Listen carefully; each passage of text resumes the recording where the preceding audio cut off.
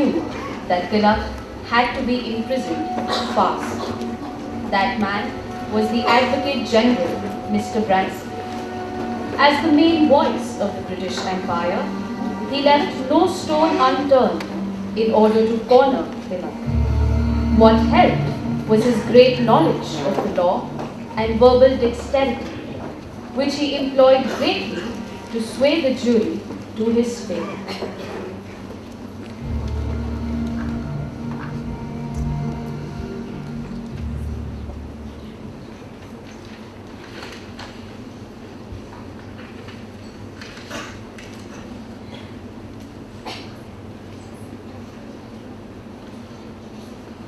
Your Lordship, I am now called upon my first witness. Hazir ho!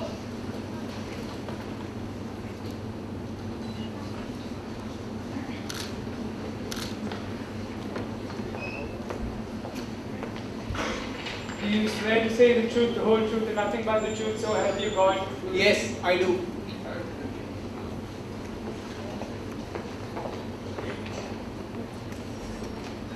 State your name and occupation. Bhaskar Vishnu Joshi. I am first assistant to the Oriental translator.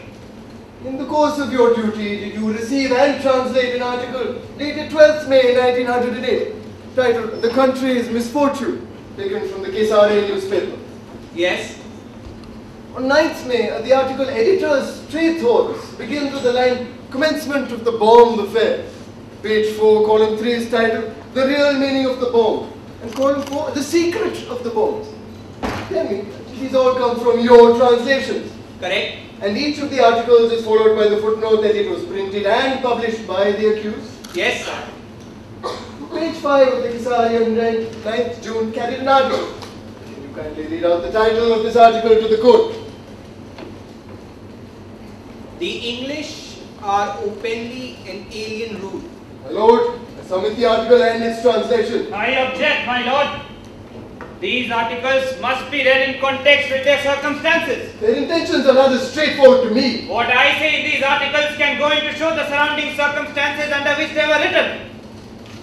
But they cannot be put in to prove intention, my lord. This question has been brought about in previous cases as well.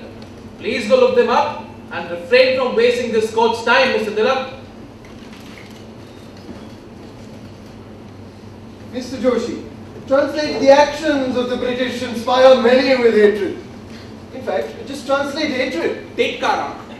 Manaje Dvesh. What is the difference between the two? One is a Marathi word, the other Sanskrit. Why would you give both? There's no titkara, I mean hatred in Marathi. I cannot remember. I haven't referred to the dictionary in making a reference. But you did refer to it when making your official translation, I hope.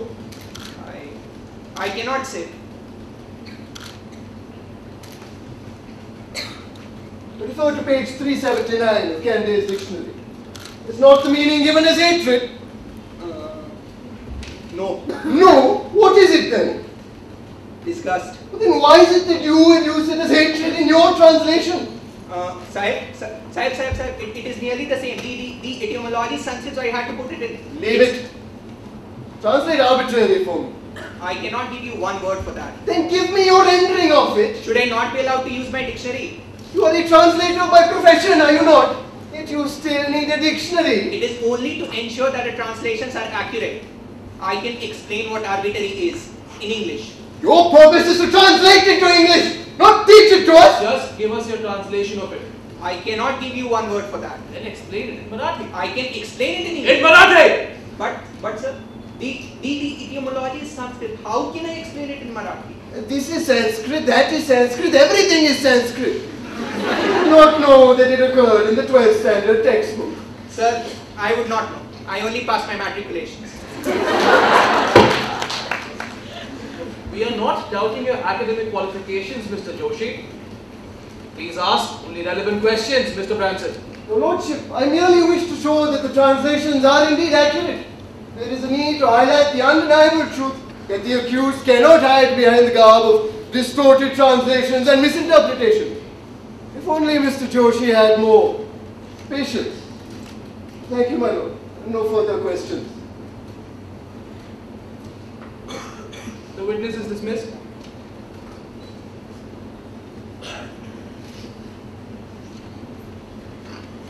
Lord, and I will call upon my next witness.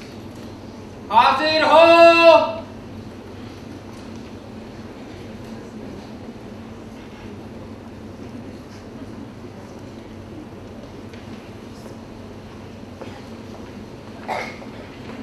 Do you swear to say the truth, the whole truth, and nothing but the truth, so help you God? जे सांगेन देवाशपथ खरं सांग.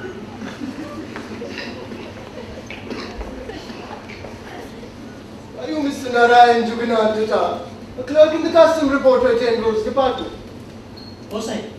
In addition to your occupation, do you do any other business? हो agency आहे केसरीची. And how long have you been associated with it? From last 25 years till 4 July 1908. And how many copies did you receive on average? Around 3,000. You read the paper yourself, I assume. Yes. Tell me, did you read this article titled "The English are openly an alien rule"? I possibly yes. And you distributed the papers containing these articles? All 3,000 of them? Well, 3,000 is just an average figure, but Are you not aware that a rather sizable Marathi-speaking population reads this paper? yes, Kesari is the one of the finest publication in this country. I would not be surprised even if a non-Marathi speaking crowd read it. Indeed. So it is probable that a rather large number of people are influenced by the views and opinions expressed in this paper? Yes. And if such views and opinions were decidedly anti-government Nice, or sir. seditious in nature, Sir, then but- by your own admission, even the non-Marathi Nice, sir. communities would be influenced by this finest of Marathi Sir. publications, as you so aptly put it. साहेब एकदम साफ खोटं बोलतात ते एकदम खोटं बोलतात. केसरीचा उद्देश यासाठी नाहीच आहे मुली. केसरीचे विचार उच्चकृत विचारांचा बिल्डर आहे साहेब. एकदम खोटं बोलतात ते. Oh, I'm sorry. They certainly realize the hard work and the dedication which goes into the paper. I'm sure they do. Just as they realize his hatred for this government Sir, and is burning this article so down in flames. Features both more than evident in this article. एकदम साफ खोटं You बोलतात. cannot deny that Mr. Tilak is खोटं बोलतात.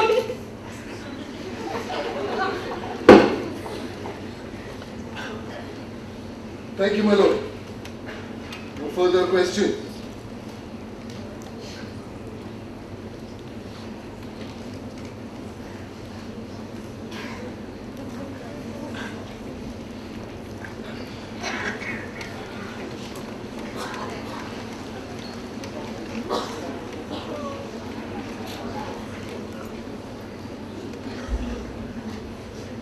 Mr. Sullivan, you are an inspector of the Bombay Police? I am. Did you procure a warrant for searching the house of Mr. Tilak from the Chief Presidency Magistrate of Pune? I did. Were you actually present when this warrant was executed? That's correct. Tell me, what did you find in the course of that search? We found a folding table of sorts on one of the tables which was kept next to his room, which he was using as an office. This one, perhaps? That's right, sir. That's the one. Let the record show that it was found in the possession of the accused at his residence. Your Lordship, I would like to draw your attention to the case of Crown II Bernard, wherein the accused was charged with murder. And amongst the items of evidence produced before the court were a list of entries belonging to the accused, showing that he had been stocking poisons, including the poison with which the murder was committed. Your Lordship, this postcard has a similar nature to those entries in the particular circumstances of this case. If the court admits it, I would like to read out the contents aloud. Do you wish to say anything, Mr. Tilak? Your Lordship, the only thing that I would like to say is that the contents are not relevant. I do not wish to deny the possession of the card, though it was found behind my back. I will decide the relevance of it. The card is admitted.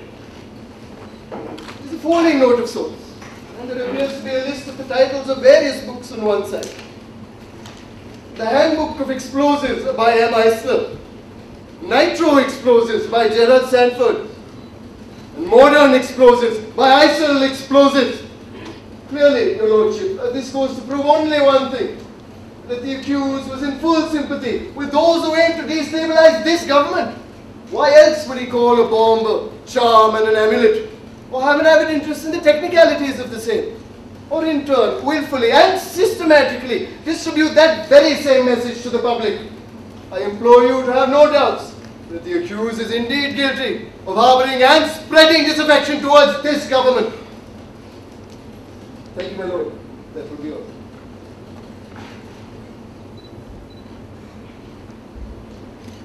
Mr. Tilak, do you wish to cross-examine the witness? Certainly, Your Lordship. I am ready with my reply.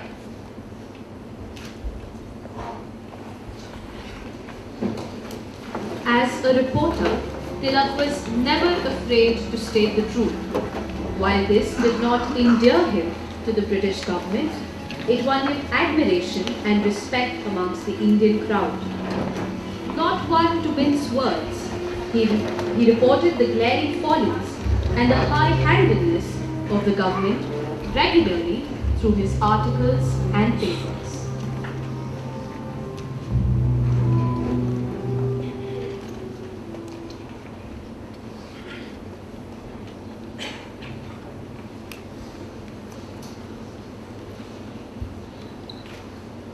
And that is the precise reason why we have incidents like these.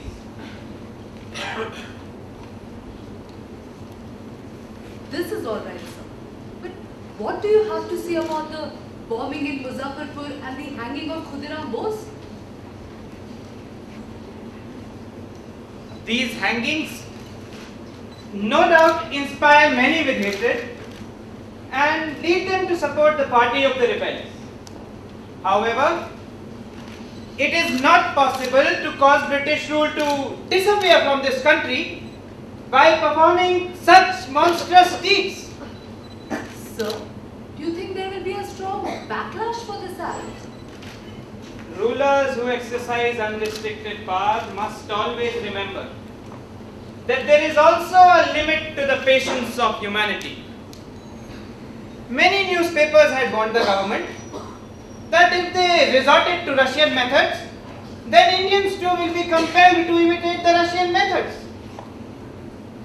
True statesmanship consists in not allowing things to reach such an extreme stage, where governments neglect their duties towards their subjects.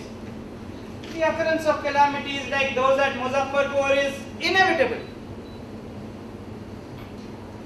Sir, I will give this immediately for printing. Yes. In the meanwhile, we shall also publish the causes for the occurrence of such events. That might be an eye-opener to this government. These people are inviting their destruction inevitably. Yes, this will be the title for our next article. Vinashikale Viparita Buddhi. The aberration of the intellect suggests of the coming destruction. But sir, are you justifying these acts? The authorities have falsely spread the report that the bombs of the Bengalis are subversive of society. There is an excess of patriotism at the root of the bomb in Bengal. Sir, I do not quite understand that. The bombs are a form of knowledge, a kind of witchcraft, a charm and an amulet. If bombs are to be stopped, then government should act in such a way that no turn-headed man should feel any necessity at all for throwing bombs. When do people who are involved in political agitation become turn-headed? It is when young political agitators feel keen disappointment that their faculty, their strength